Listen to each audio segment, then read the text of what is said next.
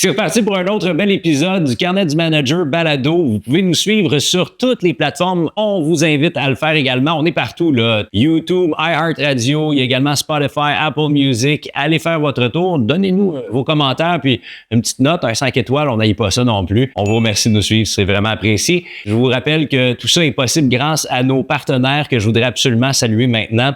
Entre autres, lepointdevente.com. Lepointdevente.com est un système de billetterie et de gestion d'événements qui répond aux plus hauts standards de l'industrie, à l'écoute des organisateurs depuis 15 ans, en plus d'être une entreprise d'ici. Lepointdevente.com est bâti d'une équipe de passionnés de l'événementiel et offre des solutions sur mesure, s'adaptant aux différents besoins des diffuseurs et artistes. C'est simple, flexible et sécuritaire. La plateforme permet de vendre des billets et générer des revenus pour votre événement en quelques clics seulement. Quand on veut une billetterie de confiance, on pense à lepointdevente.com. N'hésitez pas à les contacter. Et je remercie un autre de nos partenaires annuels, Desjardins Caisse de Québec. La Caisse de Québec, c'est notamment une équipe de 12 administrateurs, près de 120 employés et qui accompagne plus de 53 000 membres au quotidien. Et pour continuer dans les chiffres, la Caisse Desjardins de Québec a versé en 2023 un montant record de 1,1 million de dollars pour soutenir concrètement 167 projets, événements et organismes de notre communauté. On est vraiment fiers de compter sur le soutien d'une caisse super impliquée dans son milieu pour les arts et correspondant directement à notre mission d'outiller les artistes et d'inspirer le grand public. Prenez le temps d'aller visiter caissedequebec.com. On est prêt? Tu veux-tu une clap? Oh, mais non! J'aime ça. Là, pour toi. Pourquoi pas dire jamais rien fait pour toi, ce blouson? Non, j'aime ça. C'est parfait.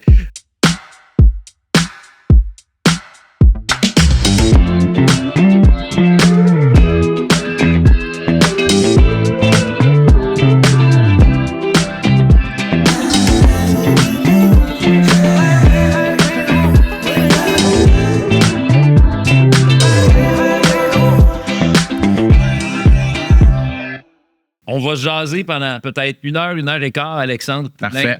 On va faire le tour un peu de ta carrière, les bons coups, les peut-être moins bons, les choses qui vont nous surprendre. J'espère qu'on va en apprendre sur toi. Je pense pas qu'on va aller là, mais à la blague, je disais, moi, mon but, c'est de te faire pleurer. Je pense que j'ai besoin de me lever de bonne heure pour faire ça. Tout peut arriver, mais ce serait bien que ça arrive pas. Non, pas aujourd'hui. Je suis en exactement. spectacle ce soir, je voudrais pas faire couler mon maquillage. Ah, voilà. C'est très important. Mais parce que oui, Alexandre est coquet. On va s'en parler. On va s'en parler. D'ailleurs, t'es un gars de paradoxe, moi, je trouve. Oui. Bien vu. Tu sais, première des choses, on le voit déjà, on le sent, t'es un éternel gamin. Ouais. Je trouve que tu as le secret de la jeunesse et je vais essayer de te le faire partager à tout le Québec et même au-delà. T'es un gars qui vit le maintenant comme peu de gens. Ça, j'adore ça de toi. Quand je parlais de paradoxe, c'est, tu sais, t'es considéré probablement, et je sais que tu vas pas acquiescer à ça parce que t'es assez modeste, mais t'es un de nos plus grands poètes ici. T'es un gars qui a des chansons qui sont des références, puis même si on va en reparler, c'est-à-dire que il y a des examens de français qui sont basés sur certaines de tes chansons, mais en même temps, t'es le gars qui est tatoué comme ça. Ouais. Moi, j'aime dire aussi, tu aimes ça gamer une fois de temps en temps. Absolument. Tu tripes sur le hockey, fan du Canadien, à une certaine époque des Nordiques. Oui, absolument. Ouais. J'ai lâché le hockey récemment. Là. Ça fait un petit bout, je pourrais te dire pourquoi plus tard. J'ai hâte de savoir pourquoi. Et tu tripes sur des chars comme peu de gens que je connais. Ouais. D'ailleurs, tu as un beau projet récemment. Ouais. Aussi, C'est vrai que c'est paradoxal. Oui, vraiment. Ah ouais, je suis Parce d'accord. que c'est pas ce que tu projettes. Tu es un gars tellement cultivé aussi. Tu es un dictionnaire d'expression aussi. Ça, c'est ton petit côté kitsch aussi, j'ai l'impression. Si tu le dis, ouais, ça se peut. Qu'on va faire le tour avec ça, mais surtout, Alexandre Poulain, un chic type, un de mes préférés dans le business. Merci d'avoir accepté de faire ça. Merci pour l'invitation, ça fait plaisir. D'avance. Je veux partir un peu au tout début parce que ce qui est fascinant quand on regarde ton parcours, qui va très, très bien, t'es le genre de gars qui, à chaque fois qu'il sort un album, fait genre 150 shows et plus dans une tournée, ici, ailleurs, en Europe également. Mais tu as commencé sur le tard. C'est-à-dire que quand on regarde un peu ton parcours, ton premier album éponyme est paru en 2008. Exact. Là, t'es comme sur le bord d'avoir 31 ans. Fait que 30, 31 ans. Ouais. Ta carrière, on peut dire, commence pour le grand public, là, Ouais. c'est là que ça commence à exister. Ouais. Évidemment, 2008. il y a eu du travail qui s'est fait en amont. Mais tu as étudié, toi, pour être prof. Tu as été prof, donc en français puis en histoire. Ouais. Mais la musique faisait déjà partie de toi. Qu'est-ce qui a fait en sorte que tu t'es pas dirigé vers ça dès le départ et que tu as mis autant de temps peut-être à assouvir ce besoin d'être l'artiste que tu es? Il y a beaucoup de choses là-dedans. Je te dirais que pour moi, d'aller étudier en enseignement, ça n'a jamais été le but de devenir prof. C'était vraiment le plan B idéal. Puis je l'ai fait, je la salue d'ailleurs, mais à la demande de ma mère qui m'a dit, écoute, tu as tellement de facilité à l'école, pourquoi tu n'irais pas à l'université? Va chercher un diplôme, puis après ça, là, tu vas être tranquille, pousse dans la musique autant que tu veux. Mon père était bien d'accord avec ça.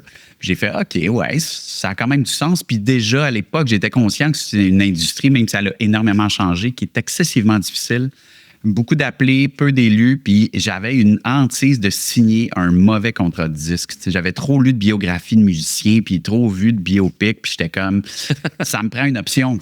Parce que si t'as juste ça, c'est le signe, parce que t'as rien d'autre. Fait que c'est comme ça que je me suis retrouvé à enseigner parce que, bon, j'ai fait 4 ans de bac, mais même au bac, mes amis, ils taquinaient que ça. Ils disaient, hey, je gâche, t'as pas étudié, là. Tu veux même pas être prof, toi, c'est un plan B, tu sais. Et ça C'est ça, a toujours été... enseigner et éduquer nos enfants après. Oui, mais j'avais pas prévu enseigner parce que moi, je me disais, l'université finie, moi, c'est parti, tu sais. Et tu le soulignes bien, moi, je suis promotion 98-2002, donc je sors de l'université en 2002, premier album 2008.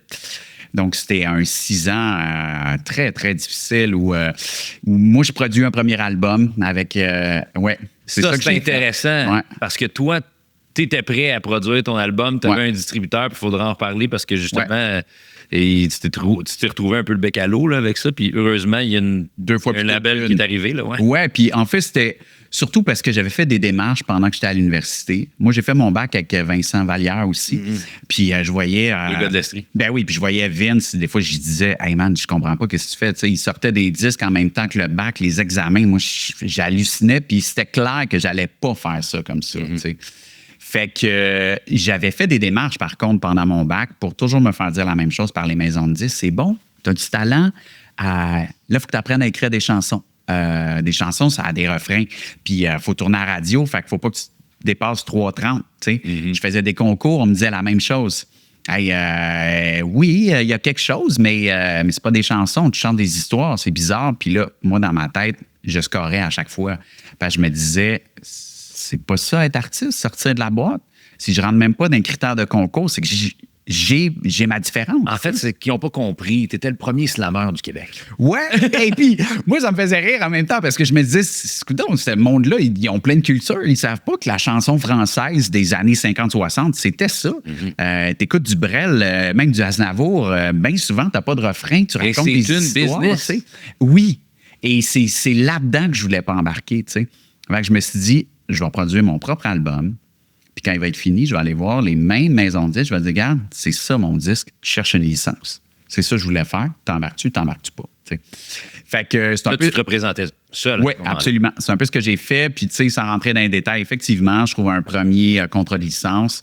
3-4 semaines avant le lancement, la compagnie de disques est stoppée par, je ne me souviens pas, Musique Action. En tout cas, ils sont sur le bord de faire faillite. Tout tombe à l'eau. Je recommence la run de lait. Je me trouve une autre maison de disques.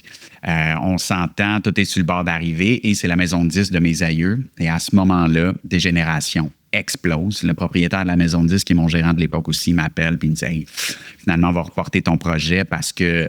on était un petit peu occupés. Ben, c'était un peu ça. Puis c'est une petite équipe, puis je comprenais très bien, mais là, c'est, oh boy, OK, on repousse d'une autre année, année et demie. Fait que moi, tout ce temps-là, j'enseigne. Tu sais, c'est là que ça a été payant. Puis quand l'année et demie a été finie, finalement, on m'a dit, ben là, ton disque, il sonne comme dans le temps parce que ça fait 2, 3 ans, 4 ans. Fait qu'on jette tout. Puis on Mais ça, c'est fou faisait, pareil. Tu sais, il sonne comme dans le temps. Puis Ouais, pourtant, t'es inspiré par la folk là, pure et organique. Là. Ouais, mais à l'époque, tu sais, puis je suis plein d'humilité là-dedans. J'avais réalisé cet album-là aussi. Puis, tu sais, j'avais zéro expérience. Je faisais ce que je pouvais, ce que j'avais, mais tu sais, j'avais des bons flairs. Louis-Jean Cormier est venu jouer sur plein de chansons à l'époque. Il commençait Carquois, il se partit. Mais je suis sûr que je le ferai pas pour parce que j'ai pas envie de ça. Mais si je réécoutais ça aujourd'hui, je suis sûr que je serais comme « Oh my God! » Fait que je pense que ça arrivait pour une bonne raison, mais il reste que 6 ans à porter la croix. C'est quasiment ça, là. J'aurais pu lâcher à un moment donné, puis je suis content de ne pas l'avoir fait, évidemment. T'sais. Fait que ça explique ce délai-là. Mais ce qui est fascinant, par exemple, quand je me rappelle de nos conversations, toi, tu indiques clairement que tu as pris ta retraite de l'enseignement en 2007. Fait que quand tu as décidé que là, ça se passait puis qu'il y avait le contrat de disque, c'était terminé. On tournait la page, puis... Oui. Il y a 2 choses. Comment? Il y a 2 choses là-dedans. La première, c'est que les extraits à l'époque sortaient bien avant. Puis j'ai un clip qui tournait à Musique Plus. Et là, les élèves se sont mis à me voir à TV, puis à me voir dans la classe. Fait que t'as perdu tout respect. Non, ça a fait l'inverse, en fait, mais c'était pas bon. Non plus. Le rapport est devenu étrange. Puis moi, je faisais beaucoup de suppléances aussi parce que je voulais pas accepter. T'étais à quel niveau dans l'enseignement? Moi, j'étais en français de secondaire 5. OK. Fait quand même. Puis je m'en souviendrai toujours. À un moment donné, j'ai juste dit à ma blonde, c'est de plus en plus compliqué. Là. Puis elle m'a juste dit, qu'est-ce que tu dirais d'arrêter tout ça? Là? C'est ça que tu veux faire. Tu as toujours dit que tu ferais ça. T'es rendu. Essaye-les pour vrai, tu sais. Puis je me souviens, mon sac d'école de prof est à terre, là. Puis j'appelle à l'école sur le répondeur. Je disais, je serais plus disponible pour du remplacement. Parce que tu n'avais pas de permanence à ce moment-là. Non, exactement. Puis j'en voulais pas. Moi, j'ai jamais eu de groupe à moi, sauf vers la fin où je remplaçais, mettons, un prof pendant 6 mois. Là, ça devenait mes groupes. Mais jamais. Fait que c'était juste, je suis pas disponible la semaine prochaine. J'allais en studio, je faisais de la musique. Fait que je gérais mon horaire comme je voulais. Parce que à l'école où j'étais, puis c'est encore comme ça probablement, les suppléances étaient assurées par les concierges. Parce qu'il y a tellement pas de profs disponibles. OK. Et moi, j'avais mon bac, mon brevet d'enseignant actif, tout. Fait que moi, en seconde, je dis je suis disponible. Il était obligé de m'appeler. Fait que je gérais mon horaire. Je suis disponible demain, je suis pas disponible demain. Sauf erreur, c'était un peu plus payant de faire de la suppléance, là, parce qu'il y a des probablement. payants à payer. Là. Oui, sûrement. Sûrement, mais comme je n'étais pas à temps plein, moi, c'était parfait. Là, ça me permettait de combler les trous puis d'arriver à payer l'épicerie. T'sais. Fait qu'on comprend que tu étais un peu fourmi aussi, dans le sens que tu te contentais quand même de peu. Tu n'étais pas de nature nerveuse, j'imagine, parce que... Mais pas à cet âge-là, parce que t'es jeune, t'es rempli de rêves. J'étais comme... mais là, à ta minute, là, je dirais, t'as pas 80 ans non plus, puis qu'on l'a dit, t'as commencé, t'avais comme 30. Là. Ouais, je sais bien, mais... Non, mais... Tu sais, Seb, là, je ne vais pas rentrer en lévitation, mais j'ai toujours eu ça en moi. J'avais une certitude que c'était ça qu'il fallait que je fasse. J'en ai douté un soir dans toute ma vie, tu sais. Et qu'est-ce qui s'est passé ce soir-là? Le matin de ce soir-là, c'est justement mon gérant qui appelle pour dire « Hey, finalement, on sortira pas ton disque. » Puis moi, ça fait comme 4 ans que j'attends, là. Puis je m'en souviendrai toujours, j'ai fait une chute de pression. Là. J'étais à l'école, puis je chante comme... J'avais jamais fait ça, puis je me suis dit, aïe, je veux-tu perdre connaissance? Je comprends pas ce qui m'arrive, en fait. Puis il dit, viens au bureau la semaine prochaine, on va jaser, mais c'est sûr que ce disque-là, on ne sort pas. T'sais. Puis moi, j'avais tout mis là-dedans, là, mes économies, j'avais entendu, là, ce soir-là, là, tu voulais que je pleure? Non, c'est pas vrai. Tu cru, non? J'ai pourtant 2-3 autres sujets qui pourraient être payants pour ça. Mais ce soir-là, je me suis dit, pourquoi je fais ça? Pourquoi j'attends? Puis ma blonde, qui m'avait toujours à côté aussi, elle m'a posé une question qui m'a lessivé, mais c'était, pour toi, c'est quoi la différence entre la persévérance puis l'acharnement? Puis c'est ça que ça veut dire. Moi, je trouve que ça, là, la ligne est dur, tellement mince. Puis toi, t'es papa, là, tu le sais. Oui. Comment tu traces cette ligne-là en tant que parent? Moi, je trouve ça... C'est très, très difficile. Ouais. Fait que ce soir-là, je me suis dit, c'est terminé. J'ai appelé mon frère, j'ai dit, veux-tu des guitares? Moi, j'ai vendu tout. Non. Oui, c'est fini. C'est fini, tu sais. Est-ce que tu avais un petit côté impulsif? Moi, j'ai toujours eu ça un peu, mais là, j'avais pas l'impression d'être impulsif. Ça faisait tellement d'années que je poussais pas. Puis là, tu appelles tes amis. Hey, je lance mon premier album, telle date, finalement. Ah ouais, il n'y aura pas de lancement. La maison de disques, ça fait de faillite. Hey, je lance mon album, telle date, 2 ans plus tard. Ah non, finalement, il n'y aura pas de lancement parce que là, il y a un autre artiste qui... Fait que là, même autour de moi, c'était comme, ben ouais, on sait bien, là. C'est parce qu'en fait, tu t'imposais la pression de l'espèce de hype que tu avais créé autour de ça, puis l'attente.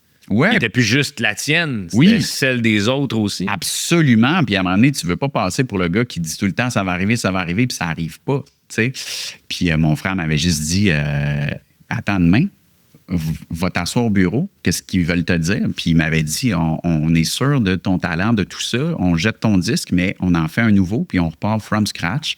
Puis au lieu d'être en licence, tu vas être en contrat de disque. Puis je me suis dit, ben, tant qu'il y aura de la lumière dans le cadre de porte, j'y vais. Puis je suis allé. Puis. Parlant de lumière, celle qui s'est allumée pour le deuxième disque Ouais. est arrivée en 2010. Ouais. Puis on dirait que tout s'est comme placé pour toi d'une façon extraordinaire parce qu'encore là, tu tournes pas énormément la radio. À ce moment-là, Très plus peu. ou moins, là, ça va Ouais. le clip à Moins. plus, mais D'ailleurs, Pas moins ça. le deuxième album. Le premier a vraiment plus tourné. Puis le deuxième. d'ailleurs, Pas. le troisième, ça, c'est Ouais. le mouvement des marées. Là, t'as pogné de quoi? Parce Next que step. tu l'avais pas nécessairement fait pour tourner plus. Non. Puis là, oups, c'est arrivé. Ouais. Comme des enfants en cavale, entre autres. Exact. Mais 2010, donc, la lumière allumée, c'est vraiment fascinant parce que là, ça t'amène de l'autre côté de l'Atlantique. Ouais. Puis il y a des situations un peu particulières, singulières qui arrivent là-bas. Entre autres, ton contrat de disque français ou européen est arrivé par, j'ai envie de dire un peu la chance. En tout cas, c'est une anecdote le fun. Ouais, ouais, vas-y. Mais c'était pas quelqu'un d'autre qui avait interprété ta chanson qui s'est Absolument. fait approcher Ouais. pour dire hey, moi, j'aimerais te signer. Puis là, il a eu au moins Exactement. l'honnêteté et la présence d'esprit de dire ouais, non, ça, c'est pas ma chanson. C'est exactement ça qui est arrivé. Ouais. Et donc, un des juges au concours de chansons, évidemment, est dans l'industrie. Puis ce gars-là fait 2 de mes chansons. Puis lui, il veut le signer après le concours. Puis lui, il dit ça, ouais, c'est pas mes chansons. Il fait, OK, c'est qui chante ça? Il dit, ah, c'est un Québécois, blablabla. Gars qui sait pas écrire des refrains. Exactement. Ben, puis c'est ça qu'ils aimaient d'ailleurs, eux autres. Ils me retrouvent, puis ça a commencé comme ça. Ouais, c'est fou quand même. Ouais. Mais je tournais déjà en Europe avant parce que ce gars-là me connaissait parce que je tournais en Europe, mais j'avais pas eu de vrai contrat de disque comme celui-là. Tu sais. Mais faisons du chemin un petit peu justement sur la façon dont tu écris des chansons. Ouais. Parce que justement, bon, je pense que tu t'imposes pas une facture particulière, une structure pour les chansons.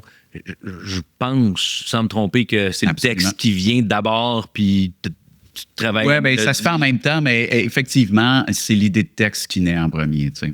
Puis ça, c'est quand même quelque chose, comme tu l'as dit, dans la chanson française, c'est quand même inculqué, là. Oui. Fait qu'il y a eu pour toi une résonance intéressante, mais il y a eu quand même des artistes qui t'ont précédé, qui t'ont permis aussi de te faire. Tu sais, puis tantôt, on va faire l'exercice, je vais te nommer quelques noms, puis j'ai hâte d'avoir tes réactions, mais tu sais, on va teaser un peu comme ça avec Linda Lemay, entre autres, qu'on a reçu récemment.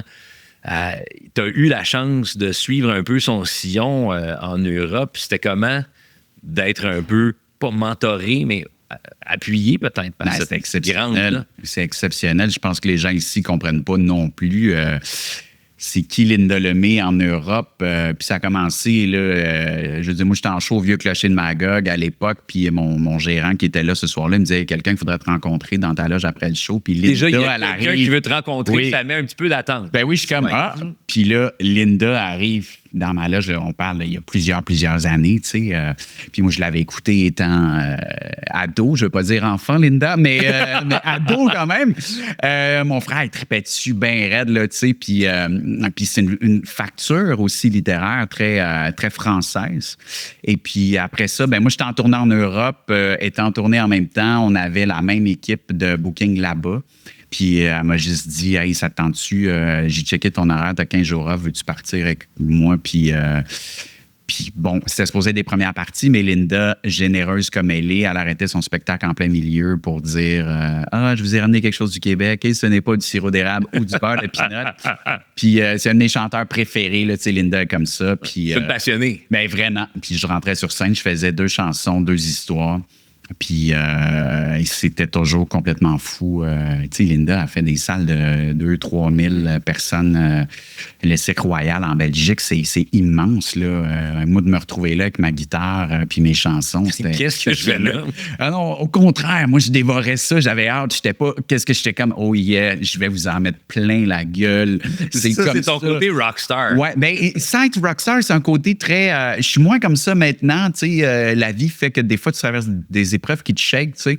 Mais à l'époque, j'étais tellement convaincu que j'étais fait pour ça dans la vie que je voyais pas comment je pouvais me planter ou qu'il pouvait arriver de quoi, ou c'était juste, enfin, je me retrouve sur mon X. Je veux pas en mettre plus que le client demande, je veux juste être moi-même. Puis de soir en soir, c'était exceptionnel, tu sais. Fait que j'ai encore des gens qui m'ont découvert là, qui me suivent, tu sais, aujourd'hui. La semaine passée, il y avait du monde de la Suisse à mon show ici au Québec, tu sais, qui ont fait le voyage, pas juste pour venir, ils étaient en vacances, mais qui ont fait « Hey, on t'a découvert avec Linda, c'était super, c'était vachement de belles soirées. » Fait que du coup, voilà, tu sais, ouais, quelle grande dame, vraiment. Puis d'ailleurs, tu parles de la Suisse, mais là aussi, il y a une connexion avec le festival. Oui, puis Lavo. Ouais. Absolument. Ouais. Ça, c'est là où j'ai l'impression que Parce que, tu sais, des distinctions, tu as été souvent en nomination ici à la disque, dans des trucs comme ça. Ouais. Mais des distinctions, t'en as pas, tu sais, ramassé à la pelletée, là. Non. Puis tu as eu des grands succès aussi de chansons que tu as offertes à d'autres. Oui. Puis on y reviendra. Mais le fait d'être reconnu comme un auteur-compositeur, tu sais, dans un festival qui a autant de crédibilité Ouais. dans l'industrie, ça a été comment pour toi? Puis qu'est-ce que ça a changé aussi? Ben, c'est exceptionnel parce que tu le soulignes bien ici. J'ai longtemps été perçu, j'imagine, comme justement un auteur à texte peut-être un peu gauche ou niché, ou alors que moi, je me percevais pas comme ça, mais peu importe comment toi tu te perçois dans la vie, c'est comment les gens te perçoivent là, qui tracent ton chemin ou pas par rapport à leur perception. Fait que de remporter ça loin de chez nous, je trouvais ça fabuleux. Après ça, je trouvais ça aussi étonnant et triste de ne pas pouvoir partager le moment avec les gens que j'aime, les gens qui sont près de moi, parce que là, t'es au bout du monde. Puis t'es... J'ai remporté un prix. Ben non, mais c'est un peu ça, tu sais. Ben oui. Ouais. Remis par Luc Plamondon lui-même, qui t'encense, puis tout. Puis c'est juste du monde que tu connais pas, tu sais. C'est... Ben oui. Mais oui, ça m'a fait du bien. Ça fait du bien à mon ego, je dois le dire, même s'il n'est pas très gros, il existe, tu sais. Puis m'a amené...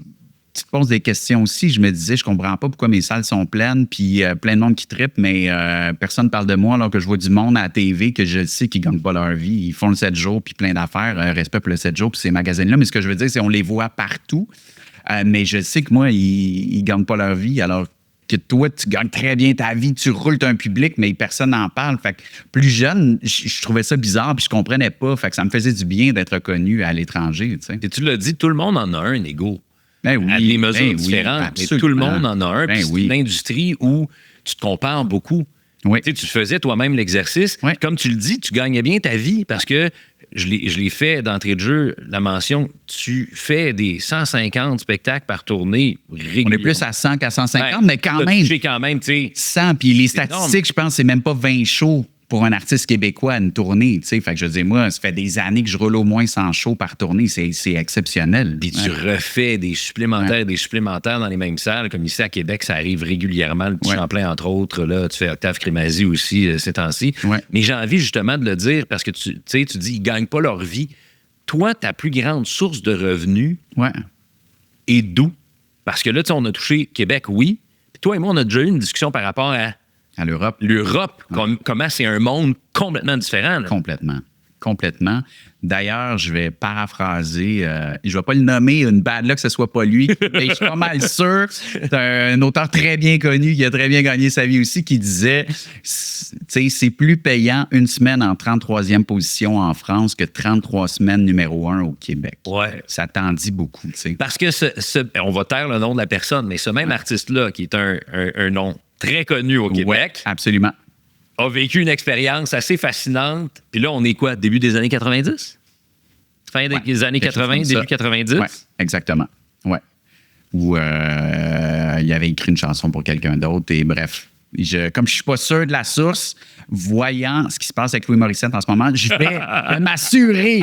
On le salue d'ailleurs. Ben oui, je le salue d'ailleurs. Je suis tout cœur avec lui. Mais bref, tout ça pour dire que oui, c'est un autre enjeu. Puis moi, avec les années, je suis devenu mon propre producteur, tu sais. Mm-hmm. Puis je te dirais que mes revenus à moi, la majeure part, c'est en spectacle, puis c'est des droits d'auteur, tu sais. Les ventes d'albums, c'est terminé. Mais les droits d'auteur, là, avant, on avait le réflexe de dire « Ah ouais, droits d'auteur, c'est parce que tu tournes beaucoup à la radio. » Mais c'est pas ton cas. Non. sais, on peut nommer. Non. Puis, Alain, on avait fait l'exercice avec Linda quand elle était venue. Ouais. On a assez de doigts sur une main ou à peu près pour nommer les chansons qu'on connaît qui ont tourné. Tu sais, Absolument. Comme Des enfants à cavale, Souffler sur les braises, Couleur primaire un peu. Oui, Mais tu sais, Nos cœurs qui battent, Ouais. contrebande un peu, mais tu sais... c'est toujours la première chanson du nouvel album. Exact, Là, tu un dis, peu, oh, puis après ouais. ça, c'est comme, lui, on l'aime, fait qu'on va le mettre, mais c'est vraiment pas pour notre public. Chou! Non, mais c'est ça. C'est ça. Ben, c'est ça, certain. Fait que les Ben, droits d'auteur, c'est, ben, là, je parle plus, mettons, de Sirius, tu sais, Ouais. qui... le satellite était extrêmement payant. c'est hallucinant. en À une termes- époque, plus encore, mais le satellite, c'est vraiment par là que les gros revenus y sont, qu'on parle de, mettons, de droits d'auteur ou de revenus éditorial, tu sais, ou même de revenus de bande maîtresse, parce que ça aussi, c'est très payant. Mais pour ça, il faut que tu sois propriétaire de tes bandes maîtresses, puis pour être propriétaire, il faut que tu sois producteur, tu sais. Fait que moi, j'ai fait ce switch-là il y a Après quelques- 4 albums. Ouais, 3,5 parce que le troisième, je commençais à. Mais oui. Fait qu'après ça, j'étais allé à l'école. Moi, j'aime ça le dire comme ça. J'ai appris mon industrie, j'ai essayé de comprendre. Puis tu fais pas ça tout seul. Là. Moi, mon frère, il est comptable, puis c'est un kingpin dans son affaire. Là, je veux dire. Fait que lui, les 10 premières années, il gérait tout ça pour comprendre, OK, comment ça marche, ça vient d'où, ça. Puis on savait tous les deux comment. Fait que c'est impliqué, là. Ah ouais, mon frère, il est full impliqué avec moi. Ouais. Puis moi, à l'époque, ce que j'ai fait, en fait, je suis sorti de ma maison de disques, puis j'ai continué à travailler avec tout le même monde. Le même booker, le même tracker, les mêmes relations de presse. J'ai juste mis mon frère au niveau de, mettons, de tout ce qui est comptable.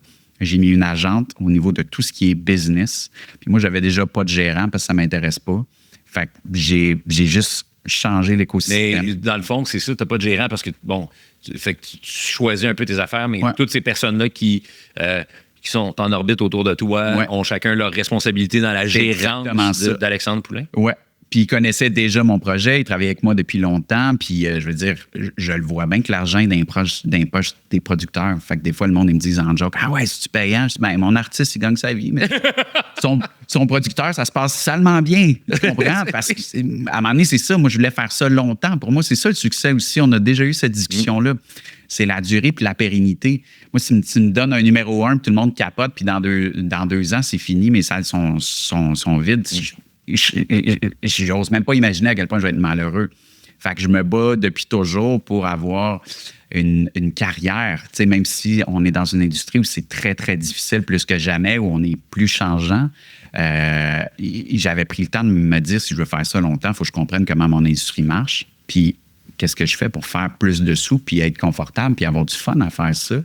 Puis éviter... Oui, parce que tu aimes tellement les autos que ça prend des sous là, pour pouvoir investir dans cette passion-là. On va y revenir. On va y revenir, mais surtout, avant ça, je te dirais, tu sais quoi, mon hantise, ça a toujours été d'être obligé de faire un album qui marche. Ouais, C'était ça qui me faisait peur. Mais tu l'as pas senti un peu après le mouvement des marées, vu que ça avait résonné, tu t'es pas, disons peut-être toi, même, tu t'es pas imposé cette pression-là de dire « Ouais, ça me prendrait la petite toune qui est... » Honnêtement, non. Je suis tellement... moi, Sortez le détecteur de mensonges. je fais, non, mais tu peux.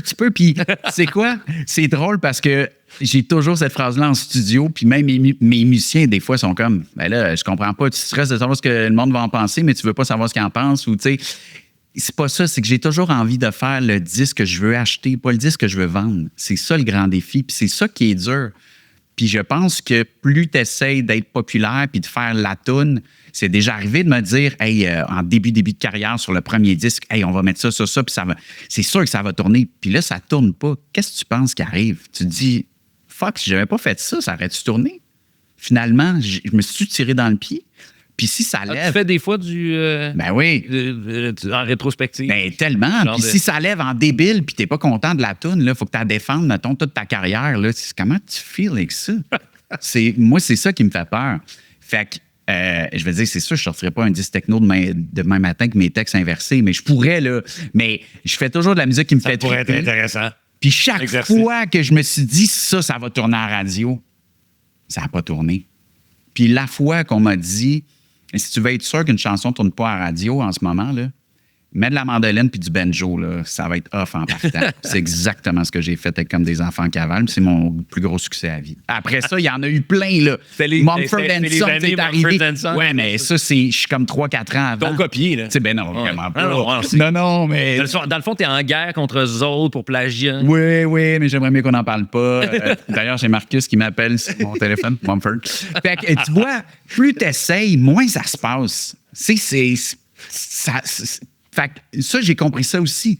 Respecte-toi, essaie d'être toi le plus possible. Puis, ça te permet une singularité, une unicité. 2, t'es fier de ce que tu fais. Puis si ça marche pas, ben t'es pas amer. En tout cas, pas moi. Je fais comme, hey, j'ai fait le 10, je voulais faire. Puis le monde n'a pas aimé ça, le monde n'a pas aimé ça. Je suis triste, je suis déçu, mais au moins, je me sens pas sale par en dedans, tu sais. Puis ça, c'est tout à ton honneur. L'autre chose qui est fascinante, c'est que je te présentais tantôt un peu comme une espèce de poète des temps modernes. Puis une référence aussi au niveau du français. Mais ce qui est fascinant quand on lit tes textes, quand on t'écoute, tu t'es jamais bandé sur « Ah, j'ai besoin d'utiliser tel mot, puis il faut qu'il y ait un genre. » T'es vraiment dans le familier. Ouais. T'es vraiment dans ce qu'on connaît, le Québec. Ouais. Puis, sauf erreur, je pense pas que t'adaptes pour la France. Là. Tes chansons, c'est tes chansons, puis c'est ça qui est ça. Absolument. Puis je pense que les Français doivent apprécier ça aussi beaucoup. Ouais. Entre autres, Belges, Suisses. Mais qu'est-ce qui fait, selon toi, en sorte que tu as une connexion naturelle avec l'éducation, mais que justement, ces chansons-là sont devenues des références dans notre éducation au Québec? C'est une satanée belle question. Je le sais pas. Après ça, le fait de chanter en langage familier, c'est surtout parce que le fait de posséder, mettons, à tout le moins d'avoir la connaissance de tous les niveaux de langage, moi, j'ai envie de chanter comme on parle parce que c'est ça qui m'a toujours touché. Plus c'est littéraire, moins moi je me reconnais, moins... Puis tu sais, moi je compte des histoires, on en parlait tantôt, il y a souvent des personnages. Dans Hochelaga, ce serait bien surprenant que le petit cul de 14 ans qui veut se pogner avec son beau-père, il parle très bien, puis pour moi c'est un souci d'authenticité.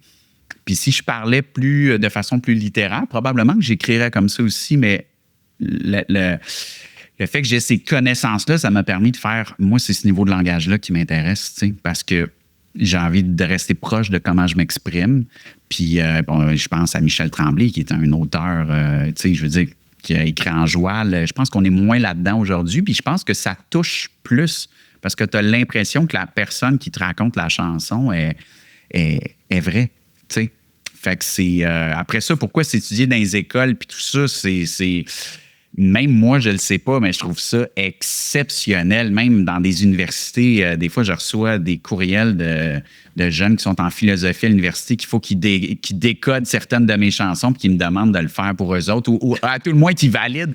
C'est ça que tu veux dire? Parce que là, mon chat prof, Alexandre Poupin, c'est incroyable. Ben, je trouve ça fabuleux. Tu sais, tu le disais tantôt. Peut-être que je ne gagne pas des trophées à toutes les semaines, mais juste d'être étudié dans les écoles du primaire à l'université, l'examen du ministère, oui, c'est effectivement, je ne sais pas si c'est encore ça, mais pendant quelques années, c'était de mes chansons. Et je reçois des photos d'amis qui font leur devoir avec leurs jeunes, ils rouvrent leur livre d'école, puis là, il y a une petite photo de moi en médaillon, c'est comme, puis là, il y a tout le texte. Dans la pause. Genre, je sais pas si ils ont pris ça, mais bref, c'est comme, hey, on est sur tes tunes avec ma fille, tu sais. Hey, écoute, je trouve ça exceptionnel, tu sais, exceptionnel. Ça doit être payant, ça, dans les livres du ministère. Pas tant, mais tout mis ensemble. Ouais. Et oui, ça finit par, puis il faut, je veux dire, la culture, c'est ce qu'on a de plus cher en tant que peuple, tu sais.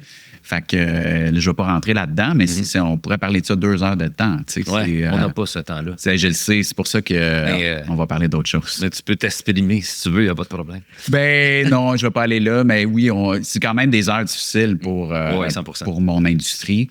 Moi, je suis un privilégié, mais à chaque fois que je m'assois dans le camion puis j'écoute mes boys parler de ce qu'ils vivent avec d'autres artistes, ce qu'ils vivent personnellement, je trouve ça très, très confrontant. Puis... c'est d'une tristesse sans nom. Sens-tu que c'est parce que tu es arrivé juste à temps ou tu as quand même la conviction que tu manœuvrerais ou tu naviguerais là-dedans aussi bien aujourd'hui? Non, je pense que je suis arrivé à temps. Je pense pas que je manœuvrais si bien que ça. Il y a un moment où tu peux pas te battre contre la pauvreté du monde qui achetait des tickets de show qui peuvent plus en acheter. Tu peux pas te battre contre une industrie qui peine à se réinventer, contre les diffuseurs qui veulent plus prendre de chance. Fait que le timing est il m'a sauvé, j'ai envie de dire. T'sais. Je pense que c'est pas une affaire de talent. Il y a du monde qui ont 10 fois plus de talent que moi qui, je pense, vont avoir de la difficulté en ce moment à se trouver une place parce que cette place-là n'est pas là. Ouais. Tu as fait face quand même au cours des dernières années à des obstacles assez stressants, je pense, pour un artiste avec ta voix. Puis moi, ça m'avait fasciné parce que sur le plus récent album, La somme des êtres aimés, j'écoutais puis j'étais voyons, qu'est-ce qui se passe? Qu'est-ce qui se passe? La voix n'est pas pareille, il y a quelque chose. Puis c'est ça, tu m'avais dit, mon Dieu. Bravo! Ouais, mais parce que justement, tu as fait face à des obstacles avec ta voix, c'est ton outil, c'est ton organe, même si tu ne te considères pas être un chanteur, tu l'as dit souvent. C'est vrai. Je suis un auteur qui chante. Ouais. C'est ton outil. Hein? Ouais, mais oui. Ça doit être stressant un peu quand même? Oui, quand même, parce qu'à un moment donné, j'avais plus de difficultés à chanter. Puis comme tu le soulignes, moi, je chante pas dans la vie. Je veux dire, je pousse pas comme un fou. J'ai déjà fait, mais je suis plus là-dedans pantoute. Fait que je me disais, mon Dieu. Fait que oui, j'avais une condition médicale. J'avais des polypes dans le nez, en fait, qui créaient des problèmes au niveau des cordes vocales. Donc, j'ai dû être opéré. Et après ça, oui, ta voix change dans l'optique où il y a tellement plus d'aisance que tu ne sais pas quoi faire avec. Fait que j'étais allé prendre des cours de chant, moi qui n'avais jamais fait ça. En fait, j'avais essayé, mais j'avais vraiment pas aimé ça. Moi, dès que tu veux me formater dans quelque chose, que ce soit la longueur des tunes, comment on les écrit, comment chanter, déjà, je suis... J'ai un petit côté marginal, c'est pomme pour ça. Mais oui, ou j'ai de la misère avec l'autorité, ou l'opposition. Ou un peu, la boîte, tout le temps la boîte. J'ai choisi un métier pour pas rentrer dedans, arrêter de... Fait que, c'était quand même challengeant, mais j'ai décidé d'y aller puis de faire confiance. Dans mon ADN, je suis comme ça, puis de faire OK, il faut que je sois opéré, allons-y. Je vais essayer de trouver un prof en qui j'ai confiance puis qui va me guider. Puis j'ai T'as appelé Céline. J'ai trouvé ça. Elle n'était pas disponible. Oui, elle vivait d'autres choses. Non, mais une référence. Oui. Non, moi, je disais, Céline, tu peux m'apprendre. Je veux dire, mais non, ça ne tentait pas. Et donc, finalement, ça a été très positif. Ça me permet de faire autre chose aussi avec ma voix, de m'exprimer. Je ne vais pas dire mieux, mais différemment. Mais oui, c'est sûr que c'est stressant parce que le premier show que j'ai fait après ça aussi, j'avais fait un trou dans mon horaire pour l'opération, mais j'étais encore sous médication. Comment, qu'est-ce qu'il fallait pas que je baisse la tête. Il y avait, c'était vraiment intense, là, mais ça a super bien été. Puis après ça, c'est ça. Moi, j'ai un de mes leitmotivs qui c'est pas ce qui t'arrive dans la vie qui compte, c'est ce que tu en fais. Puis je me suis dit, bon, qu'est-ce que je fais avec ça? Puis j'explore ma voix, moi qui n'ai jamais fait ça. Puis ça a donné le résultat que tu as entendu sur le dernier disque. C'est un moment émotif dans ta vie quand même, parce que ça, c'est ton travail. Puis en même temps, ce qui a construit l'album La somme des êtres aimés aussi, c'est un moment personnellement qui a été quand même difficile, qui t'a frappé en pleine face, qui est apprendre que ton père est décompté. Oui, absolument. Mon père qui venait juste d'avoir 70 ans, jamais malade de sa vie, le plus fort de sa gang. J'avais un lien, je l'ai encore, il est changé, mais quand même très intime avec lui. Puis les statistiques disaient 3, il en aura fait 9 quand même. Mais à la fin, comme j'ai dit en show, il fallait que la fin arrive. Il est parti avec l'aide médicale à mourir et ça a été un immense cadeau pour moi parce que d'accompagner cet homme-là. Merci, Page, j'ai fait un disque avec ça. Tu sais, quand on dit c'est pas ce qui t'arrive qui compte, c'est ce que t'en fais, c'est souvent une de ces phrases aussi. Puis c'est ça.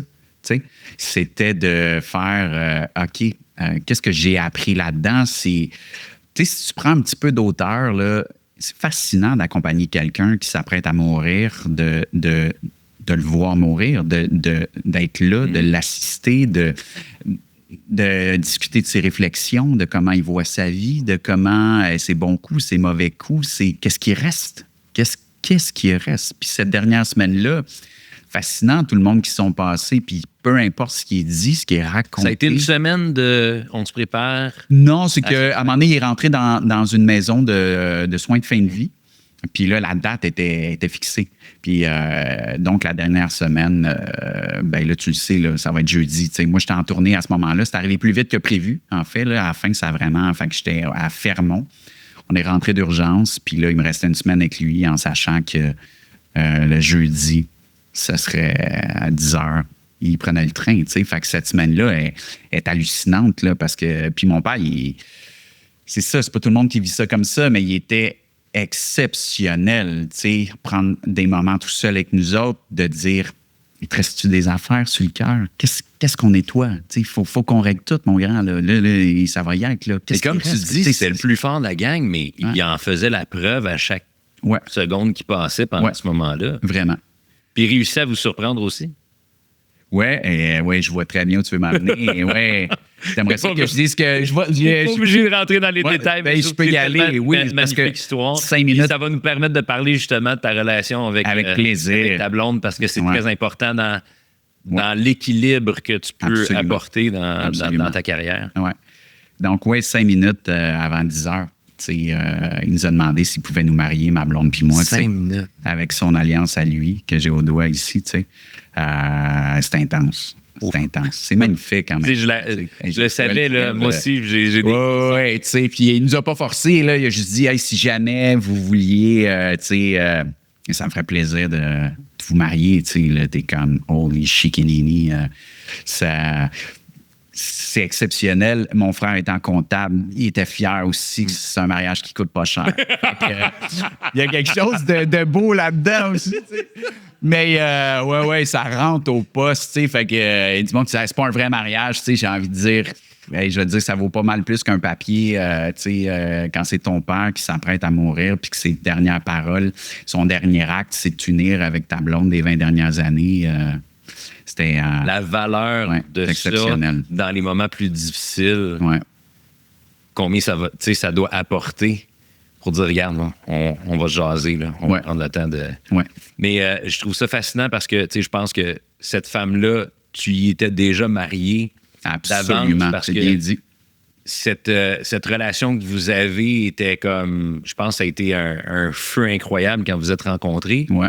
Mais après ça, il faut qu'elle embarque quand même dans cette espèce de changement de vie, changement de carrière, les besoins que tu as en tant qu'artiste aussi, qui est pas... C'est vraiment pas un cadre qui, tu parlais de la boîte, mais justement, tu essaies d'en sortir, mais tu as beau te forcer, c'est un horaire qui n'y a rien de stable, de concret là-dedans. Jamais.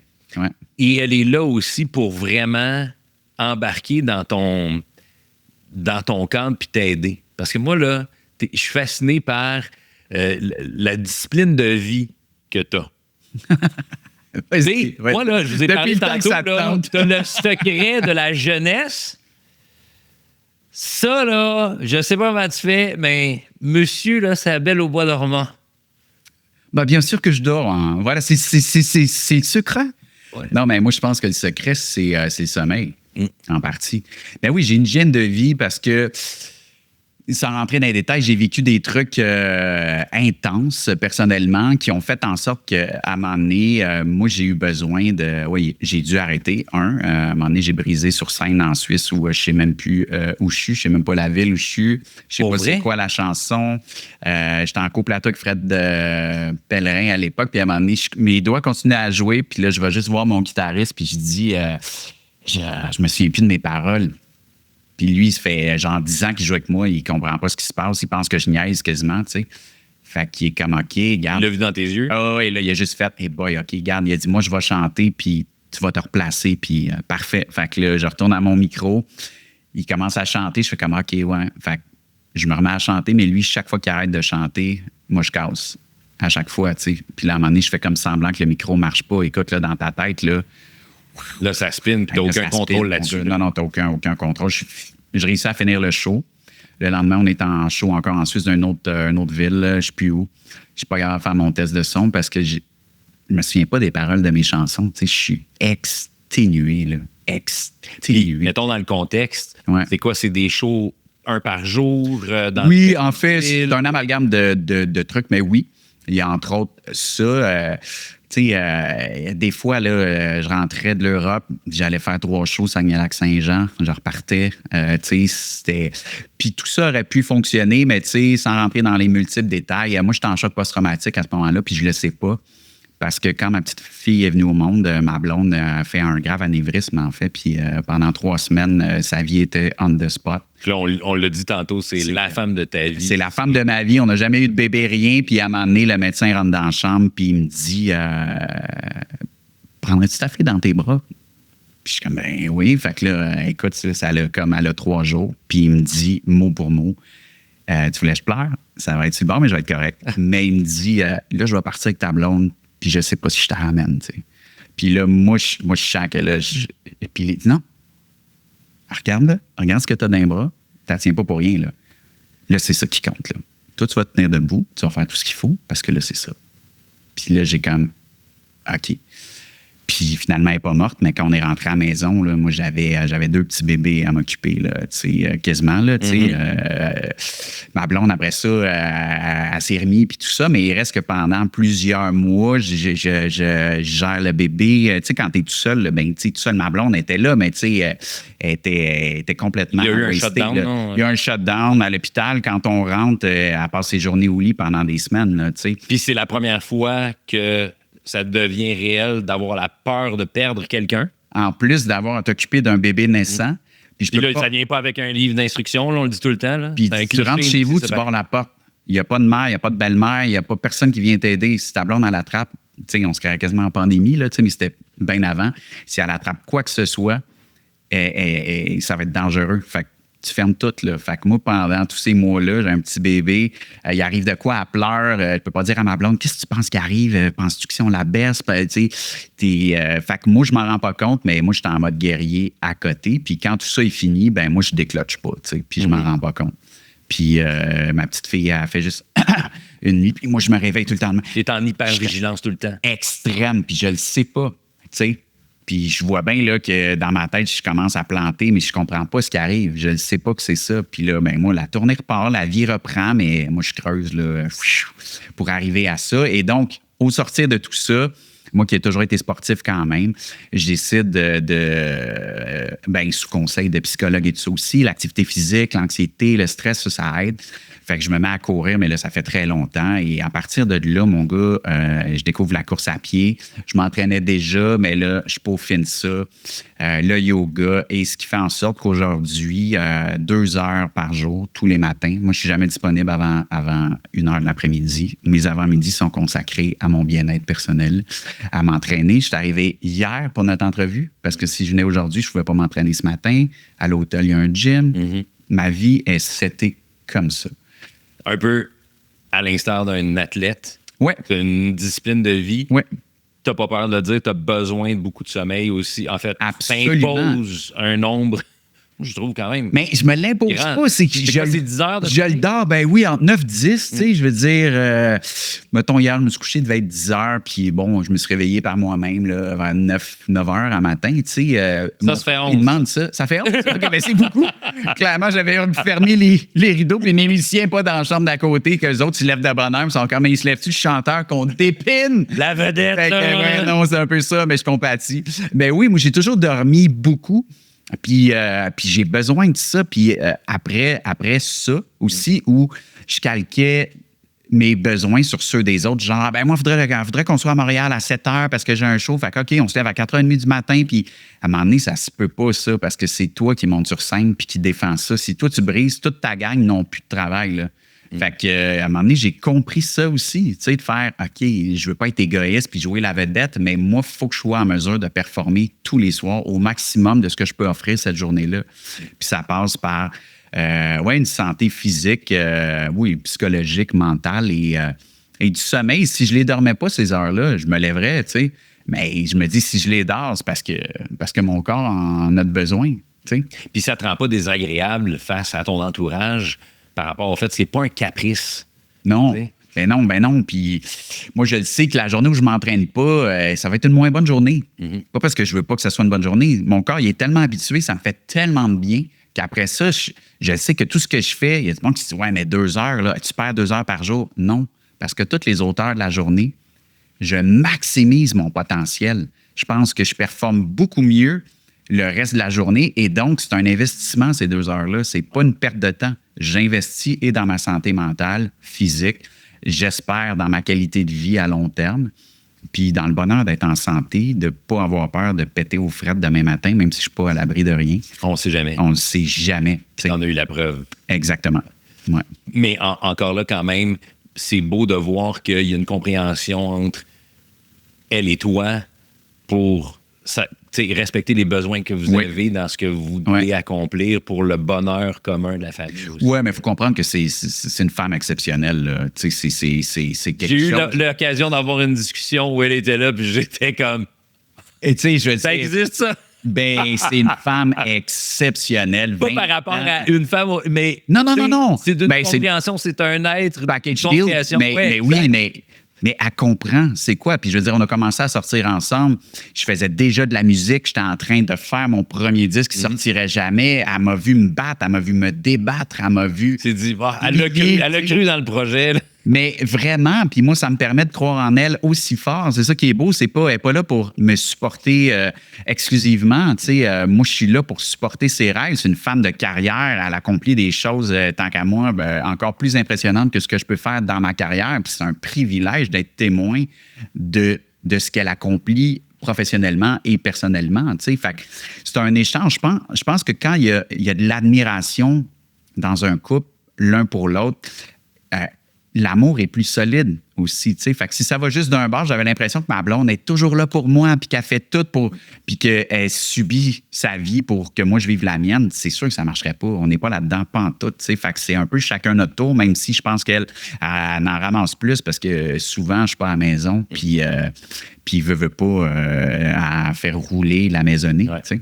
Ouais. Mais en même temps, c'est ça, c'est des phases dans une vie où, tu sais, toi, au début, celle de votre fille, ben tu as pu faire la preuve puis absolument de ce dévouement-là pour l'autre, là, tu sais. Oui, puis c'est chacun notre tour. Tu sais, là, j'ai une pause de 2 semaines là, qui arrive de tourner, puis ma blonde, hier, m'a dit... Des vacances? Non, elle a juste fait, hey, moi, je vais être dans le gros jus. T'es-tu bien occupé les 2 prochaines? J'ai dit, hey, j'ai quasiment rien, watch-moi bien aller, tu sais. Fait que c'est un échange, tout ça aussi, tu sais. C'est pour ça que ça reste sain, je pense. L'équilibre. Hey, j'ai envie de te lancer des petites questions rapides comme ça, puis tu vas me donner des réponses aussi rapides avec ça.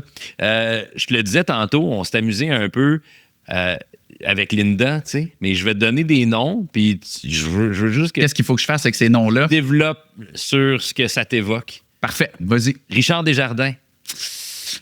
Richard Desjardins, c'est vraiment un pilier culturel pour moi dans ma vie. Vraiment. J'admire son œuvre, mais j'admire de la façon dont il mène sa carrière. Il n'est jamais rentré dans la fameuse boîte. Il n'est jamais rentré sur l'autoroute. Il a toujours fait à sa tête. Puis le public a fini par répondre présent juste parce qu'il s'est rendu à lui. Puis moi, j'admire ça. Là, Puis quel auteur. Quand on parlait de l'authenticité de tes textes, le côté familier. Oui. Lui, le côté histoire. Ouais. Je veux dire, pas de refrain. Il y en a plein que tu écoutes les Yankees. Tu sais, puis il peut être très profond avec, je pense, une chanson comme N'Attaque, par exemple, qui dure 6 minutes quelques, qui n'était pas sûr d'où ça se passe, mais t'es emporté par tout ça. Puis après, il peut arriver avec une chanson hyper humoristique, puis t'as pas l'impression que ça clash. Là. Tu dis pas genre, OK, là, choisis ton camp. Là. Mm-hmm. C'est un univers à part entier. Un univers, part entière. Entière. Tes élèves t'écoutent. Prof de français. Anciens élèves. Un peu. Ben là, je peux dire, j'ai pris ma retraite. Il y a 19 ans. Mais oui, écoute, je n'ai que du respect pour cet homme-là. Plusieurs n'aiment pas la voix et je trouve ça encore plus fabuleux. C'est comme, ben oui, t'écoutes pas la bonne affaire. Écoute les textes, puis moi, tant qu'à moi, sa voix est débile. La voix, c'est le conducteur. C'est débile. Ah ouais, tu sais. Élie Sapi. Oui, Isapi, oui, j'ai eu la chance de chanter avec elle il y a plusieurs années. J'aime, tu vois, c'est encore ça, un parcours très authentique, assumé, sans concession. Elle fait de l'art pour l'art, puis en plus, il y a une démarche unique derrière tout ça. Puis, tu sais, là, c'est fabuleux parce que moi, Elsie, qui est une chanson chantée par Élie Sapi, écrite par Richard Desjardins, est pour moi, une des plus belles chansons jamais écrites. C'est dur d'écrire pour d'autres, puis offrir un texte. Puis je en disais plus, c'est ça, une chanson fleuve. Ah, mon Dieu! Puis il y a des phrases là-dedans. Et je viens d'y penser, j'ai encore le poil qui lève. Là, Les images du vidéoclip. Ah, mon Dieu, mon Dieu, mon Dieu. C'est comme, que la réalité n'est plus la même. Là. Non, c'est exceptionnel. Exceptionnel, oui. Grande chanteuse, grande femme, grande artiste, Elisa P, ouais. J'ai aussi sur ma liste, tant qu'à parler d'une femme de tête exceptionnelle aussi, Andréane Amalette. Oui, Andréane. Quel artiste entrepreneur. Tu sais, c'est une des premières là, qui moi, j'y pensais depuis super longtemps, mais j'étais encore avec ma maison de disques, puis elle, déjà, elle plongeait là-dedans. Je la trouve profondément inspirante, cette femme-là. Elle m'a, comment je te dirais ça? Ouais, elle m'a appris à me méfier aussi. La première fois que j'ai discuté tout ça avec elle ça fait plusieurs années, mais elle dit, moi, j'écris plus de chansons là, en ce moment. Là. Je suis bien trop occupé par gérer la job de prod, de tout ce qui vient avec, tu sais. Puis moi, ça m'a fait très peur. Fait que j'ai tout de suite mis des gens en place pour éviter d'arriver à ça, même si des fois, je me sens un petit peu overwhelmed par la job de producteur puis de ce que ça implique. Elle a mis des garde-fous qui m'ont été très, très utiles et j'ai toujours un immense bonheur quand elle m'envoie ses tunes. Quand elle a presque fini son disque, puis qu'elle me dit « Ah, tu jetterais-tu un petit œil sur toutes mes chansons, voir? » Puis je suis toujours très, très touché de cette demande-là, puis d'assister à la naissance de ses propres chansons. Ouais, c'est une femme de caractère pour qui j'ai énormément de respect. Ouais. Son plus récent spectacle aussi, le côté comique qu'elle a. Là. Je ne l'ai pas vu. Non, mais oui. À voir pour vrai. Là, convaincu. J'adore même ses pas interventions. Je sais que tu es un gars qui colle à ça. Tu as eu des shows où les interventions étaient très importantes. Encore aujourd'hui. C'est le cas. Les deux frères. Oui. Ça, j'ai une bonne anecdote. Ça va être le fun. Il y a toujours des bonnes histoires avec Sonny. Avec deux frères, ouais. Les gars la connaissent en plus, tu sais, mais je sais pas jusqu'à quel point oui, sûrement. Moi, je reçois un texto, un coup de fil de Mario Pelcha, je me souviens pas trop, qui me disait, je travaille avec deux gars. Tripe sur toi, ils aimeraient ça que tu écrives une toune pour leur album, patati patata, tu sais. Fait qu'on se donne rendez-vous un mois plus tard, une affaire du genre, un petit café à côté de chez nous. 2 semaines avant, je suis au Vieux Clocher de Magog. J'étais en show, puis il y a un gars assis à la première table, collé sur le stage avec sa blonde. Il chante toutes mes tunes, mais fort, là, tu sais. Puis à l'entraque, un de mes musiciens me dit « Hey, je donne-tu un petit coup de pied? » ou parce que moi, je fais des points d'orgue souvent en show, tu sais, j'étire des affaires, mais lui, les yeux fermés, puis il est très beau au bout. Fait que le point d'orgue, lui, oublie ça, là. Il défonce. Ben oui, il défonce. Fait que finalement, je dis « Ben non, il trippe, on laisse ça aller. » J'arrive à la rencontre avec Mario Pelcha, puis c'est un des deux frères, tu sais. Hey. Dis lequel? Moi, je dirais. Oui, c'est Eric. Et là, j'ai envie de texter mon musicien pour dire, hey, j'en ai une bonne pour toi, tu sais. Fait que. C'est comme lui, j'écrirai pas une chanson, là. J'en ai une qui traîne dans un tiroir, là, puis c'est pas tant ça. Puis en tout respect pour deux frères, puis je leur ai déjà dit, moi, je vois ça aller, là, puis avec toute la franchise qu'on me connaît, je pense pas vraiment que ça va marcher, là. Tu sais, ils ont une toune qui tourne, tout ça, mais tu sais... À ce moment-là, c'était Maudite Promesse, je pense. Non, c'est plus vieux que ça. C'est le Démon du Midi, ça se peut-tu? Ah, oui. Une vieille affaire, tu sais. C'était avant vraiment le projet... existe. Pré-projet. Et Mario, il me dit aussi, tu sais, je suis pas sûr qu'on va faire tout un disque. Ça va dépendre des radios, puis tout ça. Je suis comme, hey, pas vrai, là. Fait que... S'il y a quelqu'un qui comprend ça, là... C'est moi. C'est toi. OK. Puis les gars sont tellement fins. Puis ils me disent, nous autres, ce qu'on voudrait, là, c'est vraiment une toune d'Alexandre Poulain, là. Fait qu'avec des personnages, des dialogues, une histoire, mais il faudrait qu'elle rentre dans 3 minutes 30. Puis on veut que ça tourne la radio. Puis qu'il y ait un refrain, parce que, tu sais, c'est important pour nous autres, la radio. Puis tout ça, les boys, c'est pas une toune d'Alexandre. C'est comme, ça en est une, c'est juste que je l'ai pas mis sur mon disque parce qu'elle faisait pas la cote. Ouais. Mais j'ai dit, si vous voulez, je vous l'envoie en arrivant chez nous. Je ne vais pas vous faire croire que j'arrive chez nous, je suis inspiré, puis là, je vous écris une toune, puis faites la toune, là. C'est ce que tu me demandes là, une toune d'amour, romantique, drôle, personnage, refrain, 3 minutes 30, je l'ai juste pas pris pour une lumière allumée, en fait, tu sais. Fait que je vous envoie ça, puis... ça a donné 33 tours. Ça a donné 33 tours. Et ton premier tours. numéro 1 au BDR? 13 semaines. Hélène de Rock Voisine, 9 semaines. C'est incroyable. Avale ça, mon Rock. Non, mais écoute, Rock. C'est une autre époque, mon Rock. Mais tu sais. On t'attend pour en discuter. Si donc, quand on dit tu peux aussi vraiment te tromper, tu sais, j'ai beau avoir un radar puis un instinct, j'étais complètement à côté de mes pompes, mais en même temps, je connaissais pas les gars non plus. Je pouvais pas estimer à quel point ces gars-là sont attachants, qui ont du talent. Là, on est assis autour d'une table de café, le dos, je le reconnais de mon show de la semaine de... Tu sais, c'est comme... Oui. Tu sais, ben écoute. Mais Steve Marin, avec Incroyable. qui ils ont travaillé pendant longtemps, disait la même chose. Avant de travailler, entre autres, sur Maudite Promesse, c'était comme... J'étais pas sûr. c'était comme ça me ressemble pas. Ouais. Puis, tu sais, il avait travaillé justement avec Rock Voisine, avec tu sais, Isabelle Boulay, Ouais. avec Mario. Puis C'était du Alexandre Poulain, puisque je reçois un courriel pas longtemps après d'un avocat qui me dit « Je viens d'entendre une nouvelle chanson, le groupe s'appelle Deux Frères. Pour moi, je considère ça comme du plagiat. Si tu veux poursuivre, fais-moi signe. » Et moi, d'y répondre, ça, c'est drôle. tout se passe bien, c'est ma chanson. Ça, c'est Je me laisse-les donc payer mon cabanon tranquille. Fait que, c'est... Gros c'est- cabanon. ouais, c'est incroyable. C'est incroyable. Alors, ça. Ouais. Hey, dernière personne que j'ai envie de te nommer, Vas-y. Bouddha. Bouddha. T'as appris ça où? Moi, c'est une... Random de même? OK.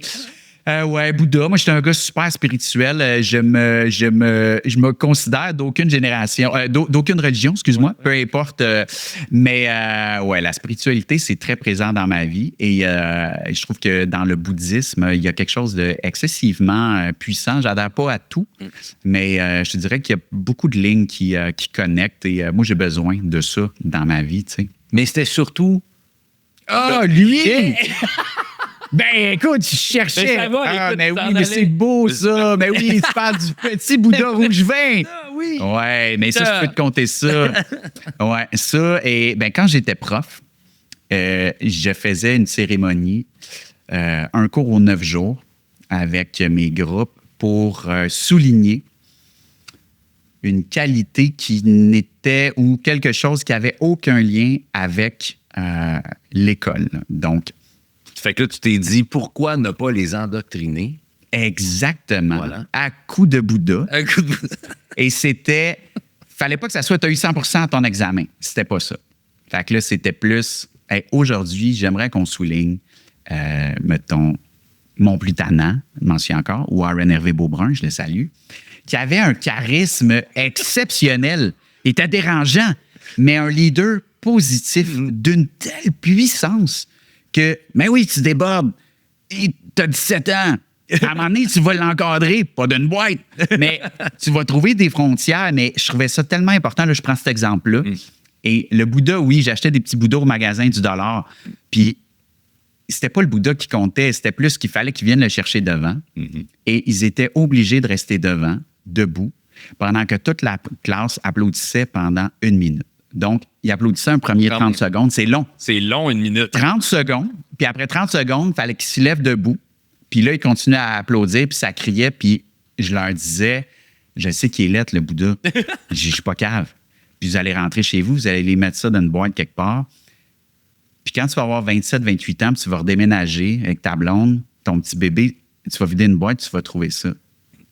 Puis tu vas te souvenir que quand tu avais 16, 17 ans, là, il y a une classe au complet qui s'est levée de bout pour t'applaudir pendant 1 minute, juste pour qui t'étais, tu sais. Puis c'est ça qui représente ce Bouddha-là, tu sais.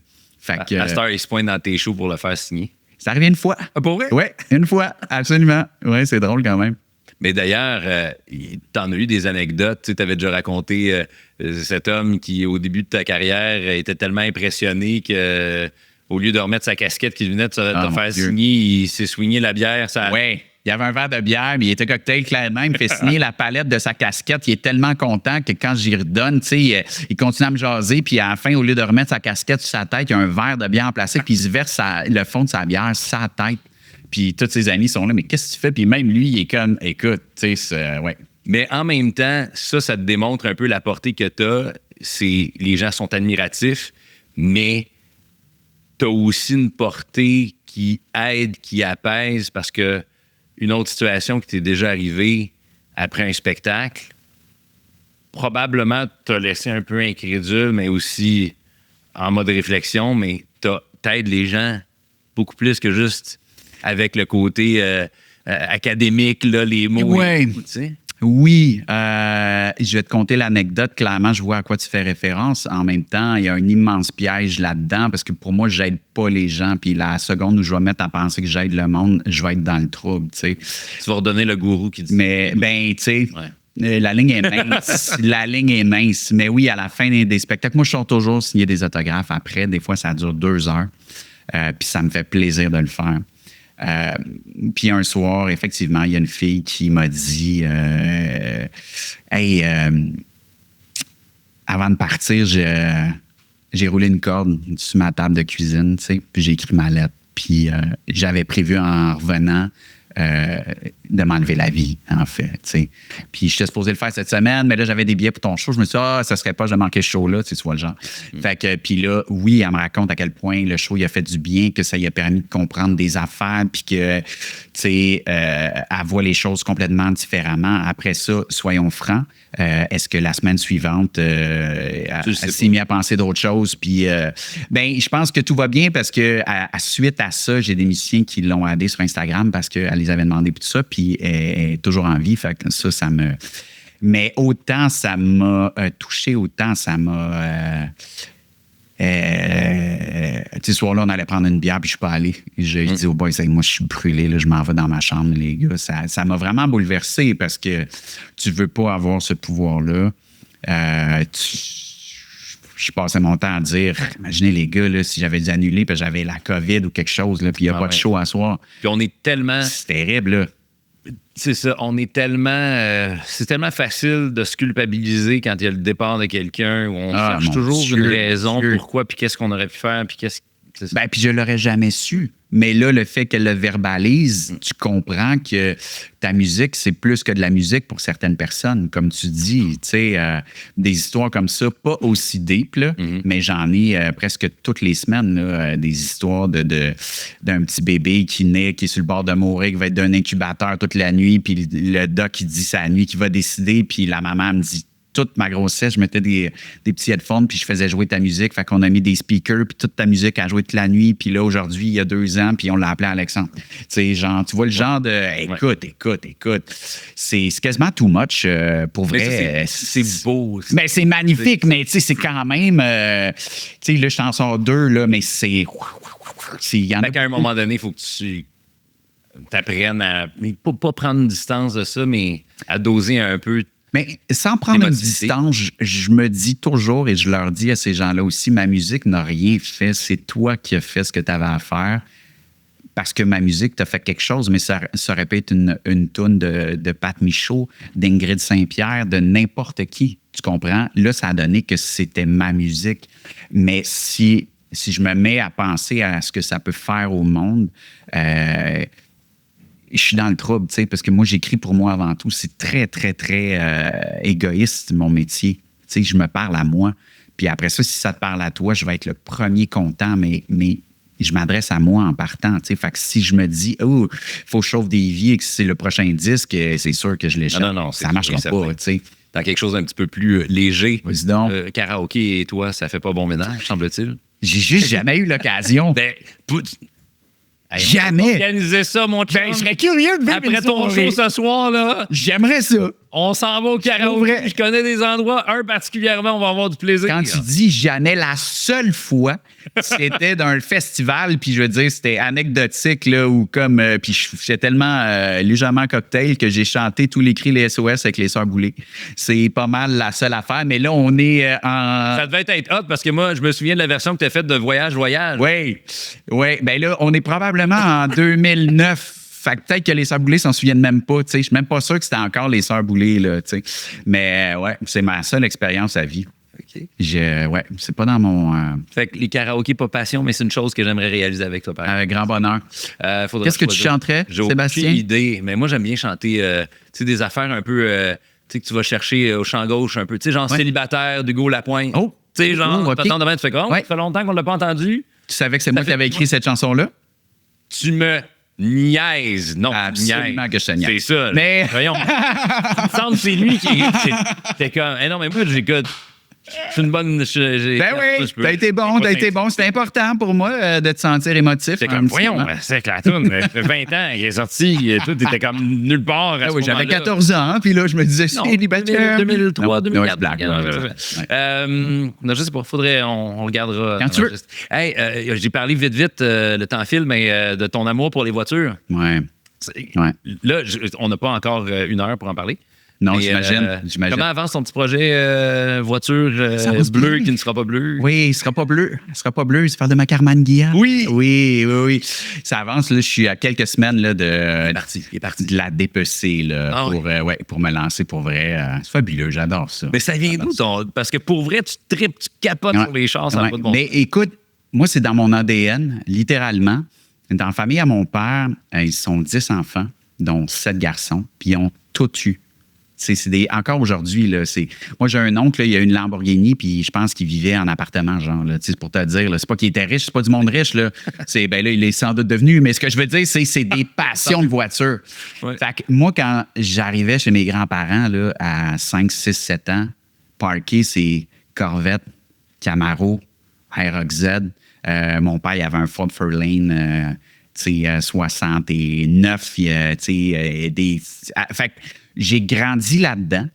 J'ai toujours capoté sur les chars. Du côté à ma mère, j'ai un oncle qui a une Porsche 911, une G-série. Quand même. Des années 88. Là, une 88 en 88, genre, était neuf. Lui, il tourne dans le cours. Là, je veux dire, moi, j'ai 11 ans. Là, je veux dire, j'ai passé l'après-midi dehors sur une petite chaise de camping, assis à regarder le char, tu sais. Ah, pour vrai? Alors, moi, Puis après ça, ben force est d'admettre que... Puis je boucle la boucle avec ça. On est un cercle parfait, tous les deux, Sébastien, parce que tu dis que tu es un homme de contradiction. Ouais. Mais à un tel point que je me disais, mais je ne peux pas aimer les voitures. C'est trop... Ça se peut pas. Moi, je suis un artiste. Oui, puis c'est artificiel un peu. Oui, superficiel. c'est superficiel au bout. Moi, je suis, tu sais, on peux a pas. déjà eu la discussion. Ben là, oui. J'aime ça. Non, mais je peux pas aimer ça. C'est tellement tape à l'œil. Puis... Et donc, ma première voiture était une Tercel bleu poudre avec de la rouille dans les ailes de compagnie. Et je voulais crier à la face du monde, moi, je veux quelque chose qui m'amène du point A au point B. Puis là, mon frère était comme, qu'est-ce que tu fais, man? Je suis comme, non, mais moi, les voitures, moi, je suis un artiste, c'est superficiel. Puis après ça, j'ai découvert que tu as le droit d'être contradictoire. Tu as le droit d'être paradoxal. Puis moi, je roule pas dans des gros chars pour flasher. Je veux dire, je teinte mes vitres illégalement pour être sûr que les gens... Ouais, c'est pas grave. Ils me reconnaissent pas, tu comprends? Ouais. Je fais pas ça pour qu'ils disent « Ah, il roule là-dedans. » C'est comme moi, je veux rouler d'une route déserte. Je me promène avec ma Carman Guilla. Je veux dire, je prends des chemins de campagne. Il n'y a personne me voit. Je fais pas ça pour flasher. Je fais ça parce que le moteur part, j'ai le poil qui lève. Je capote. L'odeur du cuir des sièges, là, je suis en train de magasiner ma sellerie pour l'intérieur. Tout va matcher comme ton linge. Là. Mes J'espère boutons... que tu fais toutes les étapes du avant-après. Tout. J'espère. Hey, tu vas voir, écoute, mes pédales, il va y avoir une petite ligne de laiton pour rappeler dans ma maison ma ligne de... Tu comprends-tu? Je l'avais dit qu'on partait. Qu'on avait un toc. Hey, je termine ça bien vite avec 2 Vas-y, trucs. je t'en prie. OK? Le premier, tu as beaucoup de belles chansons. Je te demande, ça va être difficile, mais si tu pouvais chanter seulement 3 de tes chansons pour le restant de tes jours, ou celles qui te représenteraient peut-être le mieux à ce C'est moment-ci, tellement dur, ça. lesquelles tu voudrais qu'on garde? Ouais, c'est vraiment difficile. Ben, je veux dire, l'écrivain, c'est sûr, pour tout ce qu'elle est, pour tout ce qu'elle apporte, mettons, dans les écoles que moi, j'avais sous-estimé complètement. J'ai jamais vu ça venir. Et c'est tellement tough. Puis quand je vais repartir, je vais dire, j'aurais dû dire ces 3-là, mais je vais jouer le jeu. Donc, ouais, je vais dire l'écrivain. Je vais dire, probablement dire adieu, qui est la dernière du dernier disque que je fais aussi en spectacle, qui se trouve à être très utilisé déjà, justement, dans les salons funéraires, les cérémonies d'adieu. Ça me touche profondément, puis j'adore jouer cette chanson-là. Je suis plus dans l'émotion de « je vais-tu casser à soir ». Au contraire, il y a quelque chose de... Puis sur l'album « Est au piano », moi qui pianote vraiment, là, ce serait de mentir que de dire que je joue du piano. Je pianote et pourtant, j'ai tout fait la part. Je sais pas ce que je fais, mais je sais que ça marche, tu sais. Ça part de là. Je mets pas les noms dessus, mais ça m'a pris des années. Moi, je lis même pas la musique encore. Fait que la guitare, je sais même pas c'est quoi, là. Je joue par instinct. Fait que, mettons, dire adieu, puis comme ça, là, vite de même, je dirais peut-être... Hochelaga. Ouais. Belle chanson que j'aime énormément, ouais. Puis parce que c'est toujours un peu l'habitude maintenant, on est en train de créer ça. Si tu avais un conseil à te donner à toi qui a commencé il y a déjà maintenant près de 20 ans, tu te regarderais et tu te dirais quoi? Mettons, quand j'étais jeune, quand j'avais 20 ans, je me dirais, aie confiance. Ça vaut chaque moment. Fais juste avancer. Puis ça vaut les. Parce que tu t'en vas là où tu veux aller. Tu prendras juste pas le chemin que tu penses que tu aurais voulu prendre, mais tu vas arriver à la même place, puis la route va être plus belle parce qu'elle va être plus lente. Ça va te permettre de voir le paysage. Je vous l'avais dit que c'était un chic type. Puis là, vous comprenez pourquoi que c'est un de mes préférés. Alexandre Poulain, merci énormément. Sébastien Lauzon, c'était un honneur, vraiment. Merci à toi.